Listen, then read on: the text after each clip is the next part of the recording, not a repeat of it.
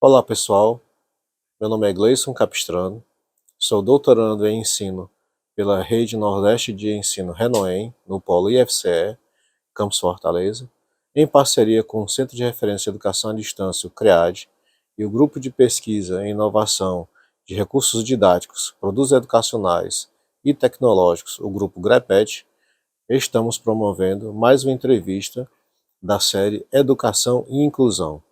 Nossa entrevistada de hoje é a professora Gemima Rocha, professora e intérprete de Libras, com o tema Comunicação entre surdos e ouvintes, principais desafios.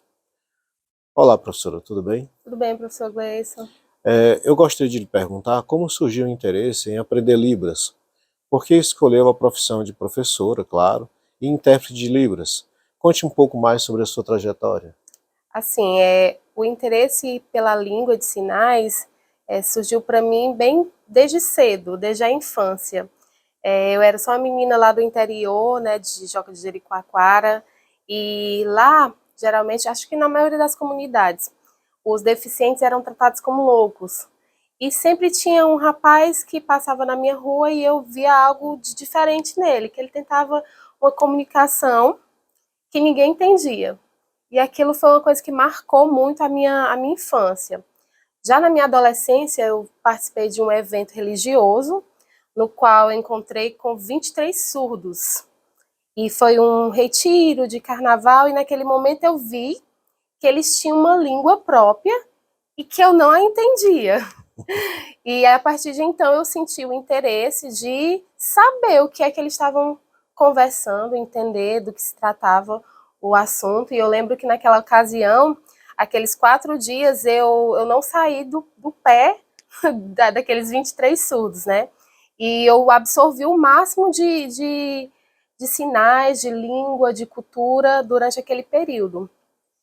Já depois de um ano, a minha família precisou vir morar em Fortaleza e, por coincidência, nós viemos morar ao lado de uma igreja que os 23 surdos participavam. Olha. É bem interessante, né? Então, acho que eu costumo dizer que eu não escolhi a profissão de intérprete de Libras nem de professora de Libras.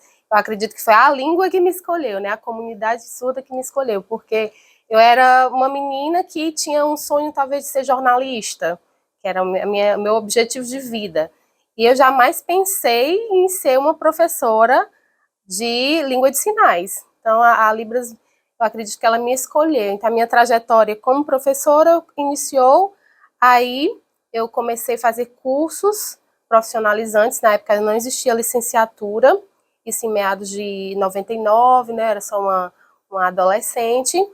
E já na minha juventude, fiz o curso do ProLibras, que é uma certificação dada a nível nacional, onde você pode se tornar instrutor da língua. Quanto tempo é o curso? O curso, não é, na realidade, não trata-se de um curso, é de uma prova a nível nacional. Como eu já tinha um conhecimento básico do convívio com a comunidade surda, havia a necessidade de ter profissionais da área. Então, o governo, naquela época, criou essa prova que habilitava pessoas a terem a certificação para começar a dar aula, tanto para ouvintes quanto para surdos.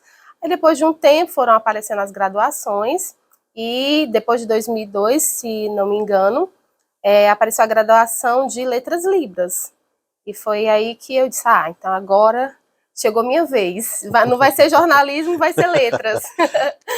E desde então não parei mais. A comunidade surda assim, onde eu me coloco tanto como um profissional, como pessoa, como ser humano também. Muito legal. Sabemos que no decorrer da humanidade, a comunidade, né, dos surdos, eles sofreram muitas limitações, né, e preconceitos, marginalização. Quais eventos marcaram esses momentos para a senhora? Eu acredito que a gente pode levar em consideração a questão do surdo não ter uma língua a priori, né, Idade Média. Vamos colocar aí por volta 1584, que foi a primeira aparição das línguas de sinais no mundo, né?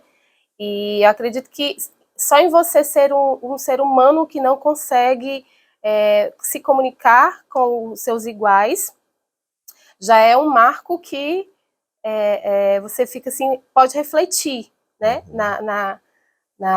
no ser humano como cidadão. Eu acredito que o principal marco para a comunidade surda foi realmente a aquisição da língua, a luta pela aquisição da língua, que foi exatamente em 1584, e lá na Espanha, onde um monge, Pedro Ponce de León, viu algumas crianças surdas e com a necessidade de passar a religião, né, a cultura religiosa para aquelas crianças, ele criou estratégias gestuais para começar um diálogo com elas.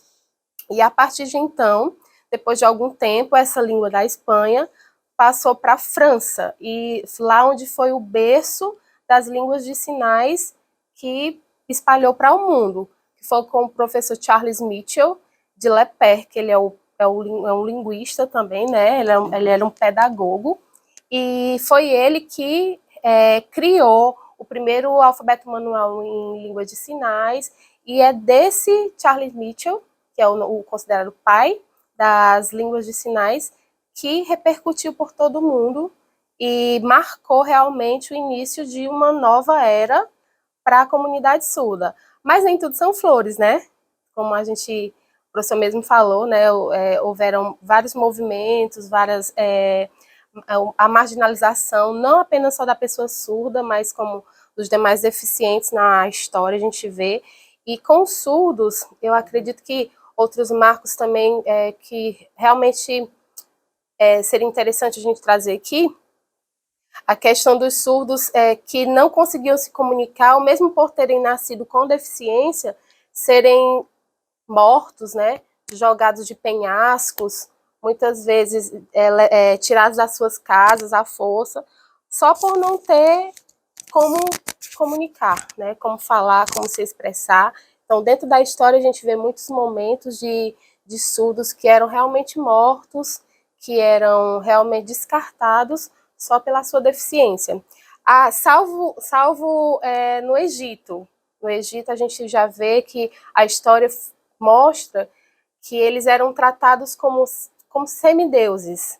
Acreditava-se que os surdos tinham tanto poder dos deuses, tinham um conhecimento tão grande, trazia segredos tão fortes, que não podia ser passado para o resto da humanidade. Então, lá, diferente dos demais países, eles eram adorados e eram valorizados, né? Mas, no decorrer da história da comunidade surda, nós podemos também ver marcos de momentos onde eles eram proibidos até, depois de terem adquirido sua língua de sinais, proibidos de usá-la, como foi no Congresso de Milão, em 1888, onde reuniram-se, né, para decidir qual seria mesmo a língua que a pessoa surda teria que usar, e por unanimidade, lá tinha mais de 200 ouvintes e 3 surdos, então não tinha como eles vencerem, né? E por unanimidade foi proibido o uso das línguas de sinais. Então, outro marco importante dentro da história dos surdos foi a aquisição e a retirada da língua, né? Recebi a língua, mas não posso usar, porque para ser bom eu tenho que falar, né? Então, era imposto a eles aprender o oralismo. E por muito tempo, realmente, os surdos não puderam usar, e mesmo assim, os movimentos, né, internos, dentro dos internatos aí de conventos, eles, na hora dos seus momentos de lazer, ou na hora de dormir, eles sempre davam um jeito de trazer a língua para o convívio deles. Então, a língua não se perdeu. Então, graças a Deus, até hoje, né, a gente consegue trazer para a comunidade surda a sua língua materna, que é a língua de sinais. Nosso caso aqui no Brasil é a Libras, e hoje eles podem se comunicar com os ouvintes de igual para igual, com muitas barreiras e limitações, mas já é um avanço. Professora Gemima, então, como esse movimento, né, da linguagem de Libras chegou ao Brasil? Vou fazer só Linguagem de sinais. a língua de sinais. Língua de sinais. Até desmistificando aqui, aproveitando a ocasião, né? Essa é uma questão que a gente fala demais, sobre língua e linguagem. Todo mundo refere a Libras como uma linguagem, e a Libras é uma língua, né, tem toda uma estrutura gramatical, tem toda uma semântica, pragmática, toda a sua forma estrutural de língua mesmo. Então, ela não é considerada uma linguagem, viu, professor? É uma língua realmente de uma comunidade, de um povo. E essa língua chegou ao Brasil por volta de 1855, na época de Dom Pedro II. A história conta que possivelmente ele tivesse um neto que fosse surdo e ele precisava resolver o problema do seu neto, né? Se o neto do imperador tem um problema, alguém tem que chegar junto e resolver. Então, ele convidou Ernest Rouet, que estudava, né, com Lepé, que era o pai da língua de sinais, e convidou para fazer uma visita ao Brasil. E Ernest Rouet ensinou a língua de sinais a um neto de Dom Pedro, e em 1857 foi criado a primeira escola gestual para surdos, no Rio de Janeiro, no bairro de Laranjeiras. E essa escola, ela está lá até hoje, né? Ela é o INES, Instituto Nacional de Ensino da Pessoa Surda, e é referência para tantos outros institutos, inclusive para o nosso Instituto de Surdos aqui do estado do Ceará.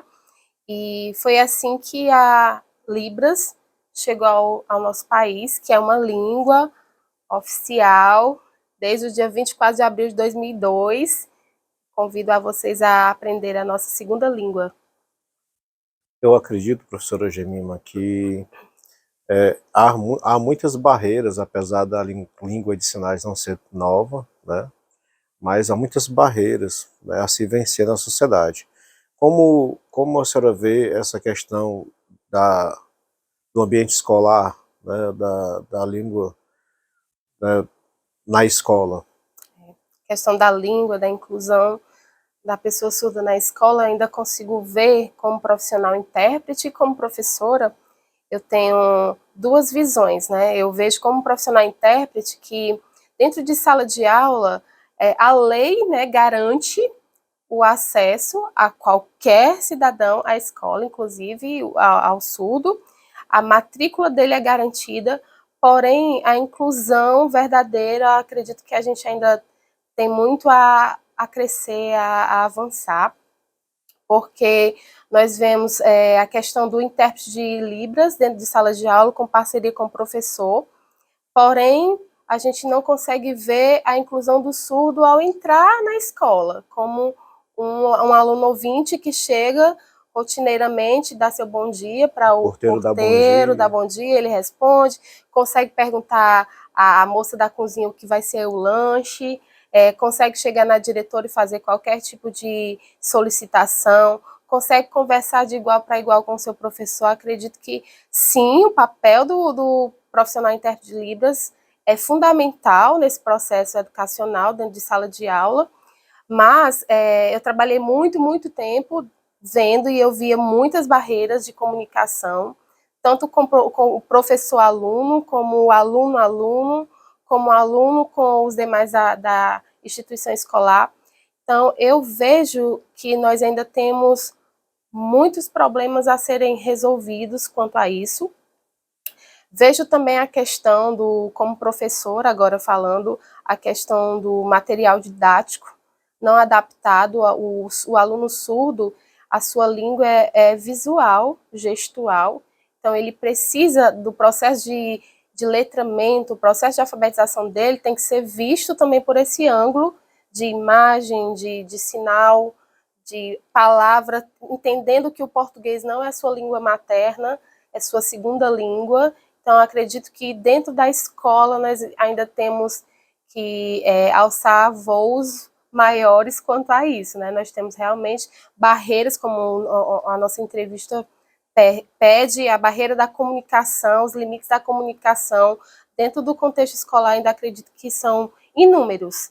e que poderiam ser sanados até mesmo com iniciativas de mais cursos de Libras dentro das instituições, ou até mesmo mais escolas bilíngues, né, escolas bilíngues. Eu acredito que a comunidade surda, ela sente essa carência de ter um ambiente onde todo mundo se comunique em Libras, em todos consigam ter o básico de um diálogo na sua língua.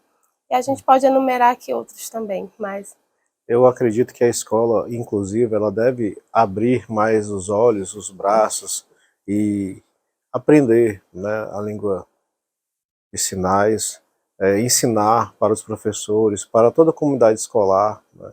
Não só a língua de sinais, mas é claro que também outros públicos. Sim. Mas como hoje estamos trazendo a professora Jemima, esse é o foco, né, Sim. a língua de sinais. E como a senhora vê em outros ambientes, por exemplo, quando a senhora foi no Instituto Federal, né, aqui no IFCE, como a senhora vê a presença? Eu acredito que eu acho incrível, tá? A sensibilidade do IFCE dentro da nossa proposta do programa, da série Inclusão Social, né, propiciar ao nosso público a intérprete de Libras nas Sim. nossas entrevistas. Como tem sido isso para a senhora? Para mim, enquanto profissional, é super gratificante saber, né, que a instituição ela preza por levar conhecimento, levar acessibilidade, informação a todos, sem distinção. E eu me sinto orgulhosa em participar, de ser a profissional que faz isso dentro, especificamente, do CREAD, da reitoria do IFCE, mas nos campos também nós já conseguimos ter a acessibilidade de intérpretes de Libras nas aulas, onde os alunos estão matriculados nos seus cursos, e eu vejo isso sim como uma visão de equidade, né? Não apenas de igualdade, mas de equidade, de trazer para o outro o que você realmente está tomando para si. E eu vejo que o IFCE é uma instituição que preza por esse tipo de valor, né? De igualdade, equidade, de trazer informação com clareza para todos.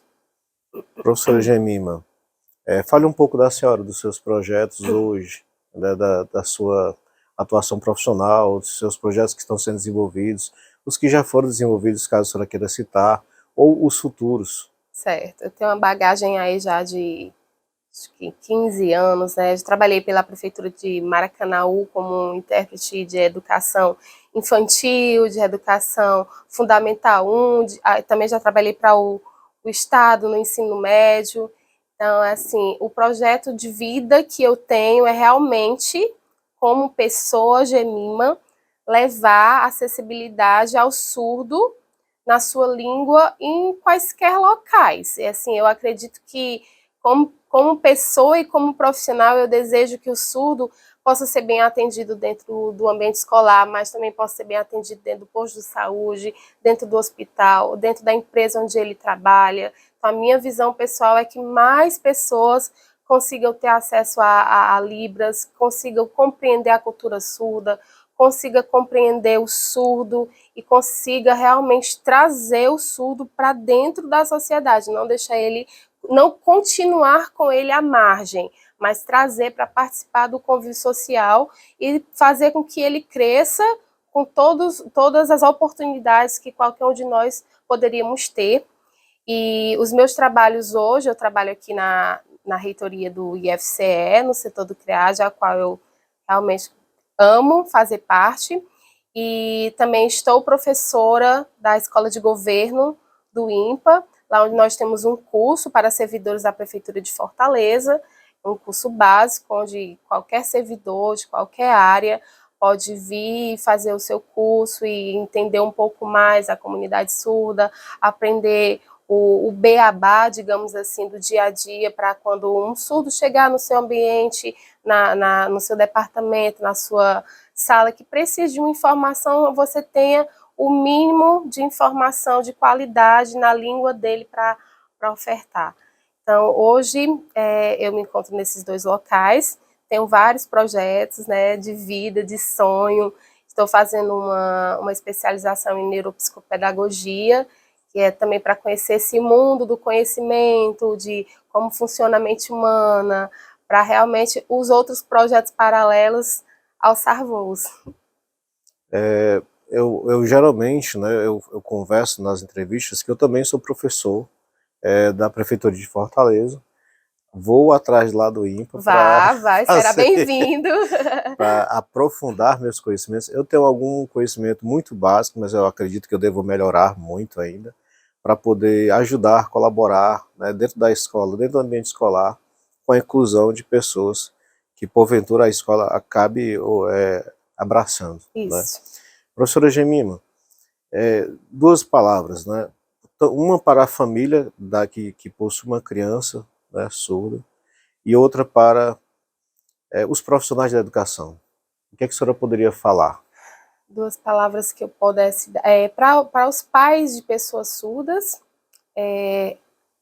ensine, dê acesso à língua ao seu filho. Nós temos muitos pais ouvintes e de filhos surdos que privam os seus filhos de usar a língua de sinais, né? Infelizmente, nós ainda temos essa cultura de que o oralismo é que prevalece.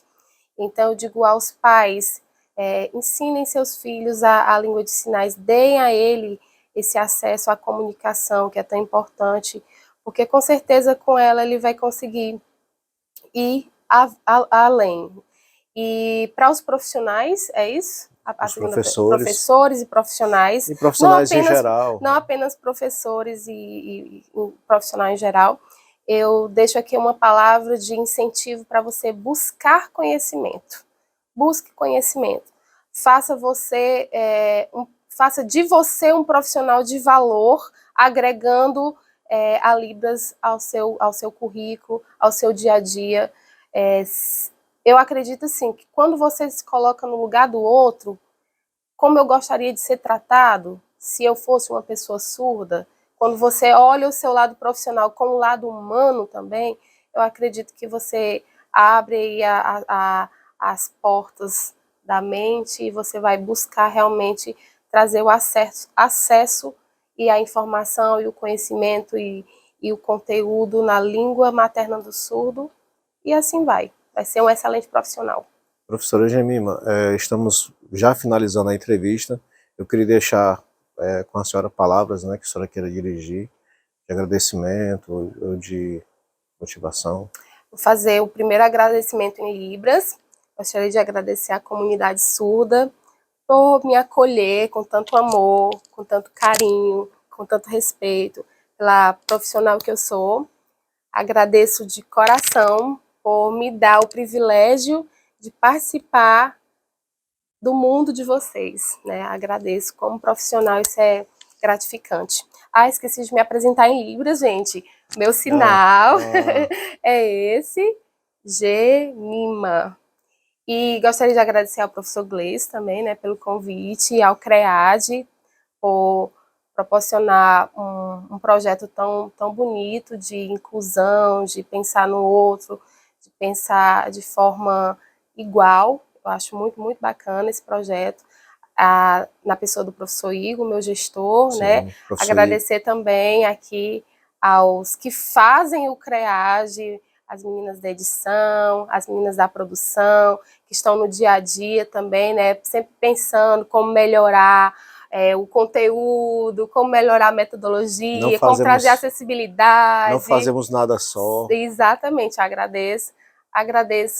Vou deixar aqui uma palavra de agradecimento aos meus pais também, né, sim, que sempre me motivaram a continuar, a prosseguir, a estudar, a buscar, aos meus filhos, à minha família, a todos. É um prazer estar com vocês. Bom, deixa eu ver se eu aprendi. Quero agradecer sim, também a sua presença, né, a todos que ajudam e colaboram com este trabalho, né, desde as pessoas que estão aqui no estúdio, a Késia, a Ana Lívia, e a todos.